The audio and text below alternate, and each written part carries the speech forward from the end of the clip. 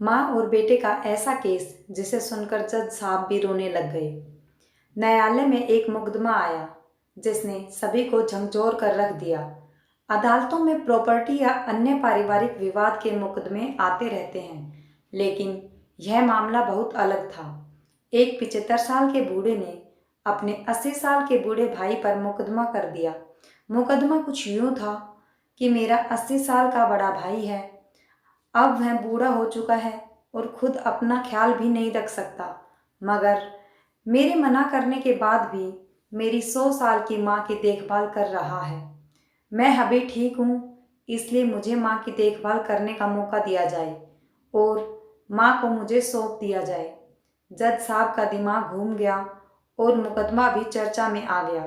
जब जज साहब ने दोनों भाइयों को समझाने की कोशिश की कि आप लोग 15-15 दिन माँ को रख लो, तो दोनों भाई में से कोई भी सहमत नहीं हो रहा था। बड़े भाई का कहना था कि मैं अपने स्वर्ग को खुद से दूर नहीं होने दे सकता। अगर माँ यह कह दे कि उसे मेरे पास कोई परेशानी है या मैं उनकी देखभाल ठीक से नहीं कर सकता हूँ, तो अवश्य छोटे भाई को दे दो। छोटे भाई का कहना था कि पिछले 40 साल से मेरा बड़ा भाई अकेला ही सेवा किए जा रहा है, मैं अपना कर्तव्य कब पूरा करूँगा। परेशान जज साहब ने सभी प्रयास कर लिए, मगर कोई हल नहीं निकला। आखिर में उन्होंने माँ की राय जानने के लिए उन्हें बुलाया और पूछा कि वह किसके साथ रहना चाहती हैं। माँ कुल 30 किलो की कमज़ोर सी महिला थी और बड़ी मुश्किल से व्हील चेयर पर आई थी। उन्होंने दुखी हो मन से कहा कि मेरे लिए तो मेरी दोनों संतान बराबर हैं। मैं किसी एक के पक्ष में फैसला लेकर दूसरे का दिल नहीं दुखा सकती। आप जज साहब हैं, निर्णय लेना आपका काम है, तो आप ही फैसला लीजिए और जो आपका निर्णय होगा मैं उसे मान लूँगी।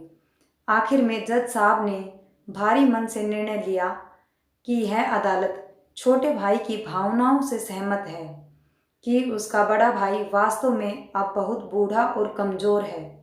ऐसे में माँ की सेवा की जिम्मेदारी छोटे भाई को दे दी जाती है।